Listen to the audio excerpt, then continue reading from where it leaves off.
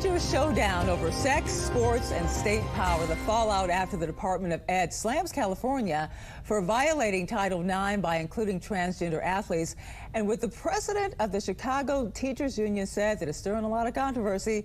Joining us now to discuss is Erika Sanzi, Director of Outreach for Defending Education. Thanks so much for joining us. Good morning. Thanks for having me. Well, the Trump administration just ruled that California basically crossed the line here, violating civil rights law by letting transgender girls compete in girls' sports. This seems like a slam dunk win, actually, in this case. But what do you make of the decision, and what's going to come next here? Yeah, this is a huge deal because what they're essentially saying is that the Department of Education in California and the California Interscholastic Federation is in violation of Title IX because they have been allowing male athletes to participate in the girls' division because they self-identify as female.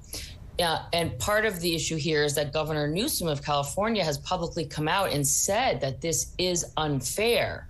But all he did was talk. He didn't actually do anything or use his, bully pulpit or the power that he has to ensure that changes were made. So actually no changes have gone into place. And we've again seen, as you can see on the screen, the video, male athletes continue to take, awards and school records. So this decision is huge because it essentially says that they have 10 days to do a litany of things to get into compliance. And if they don't, enforcement will include referral to the Department of Justice. And I won't tick off all of the things that they have to do, but a couple that are noteworthy. One is that they have to rescind all the guidance that's out there saying that they should include people based on gender identity into sports. Two is that they need to give back all of the awards, medals, and records to the girls who rightfully won them, but then didn't win them because males beat them. And they also have to issue apologies to the girls who've been wronged by this policy. So I think that those are interesting. The other thing is that they have to notify all schools that they can no longer do this and that biological sex must be the driver in deciding who can participate. So the clock is ticking. They have 10 days. They've already responded very negatively. They've been mocking the Secretary of Education. They've been implying that they're not going to comply. So we'll see, but that's where it stands right now. Do you think this is also a warning shot to other states as well? Yes, let's hope.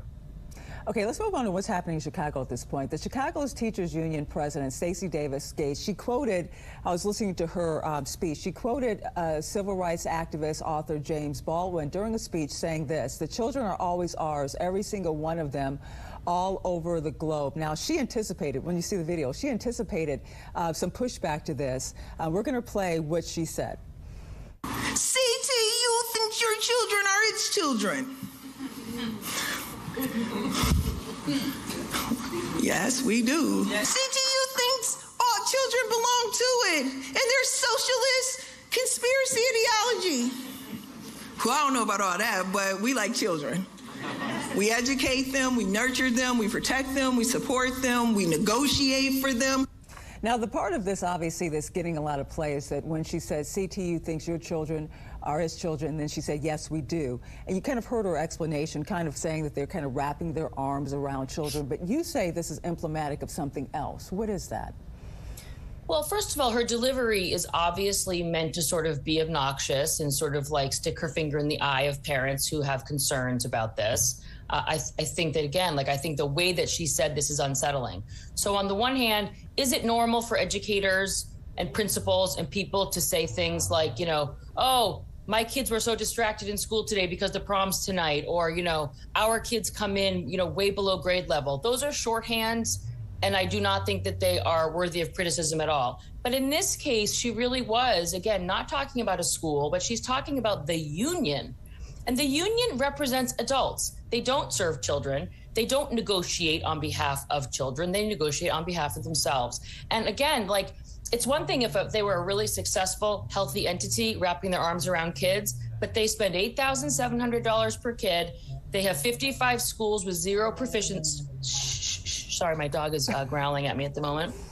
and they have 47 schools at less than a third capacity. So, like, if you negotiate for them, you're doing a very lousy job. And again, I think she represents the union terribly with those comments. Let me ask you just very quickly, if you can, just wrap it up for us. This complaint that your organization filed against Smith College. What is quickly just wrap up the basis of this and why you're doing this?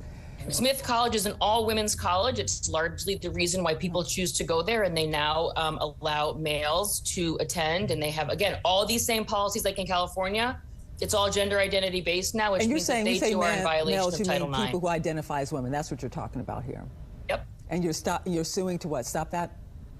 We're basically saying they're in violation of Title IX because Title IX is based on biological sex. And so we filed a complaint with the Office of Civil Rights, so that hoping that they'll open an investigation and then decide that we're right. We'll come back and tell us how that works out. I will, absolutely. Thanks for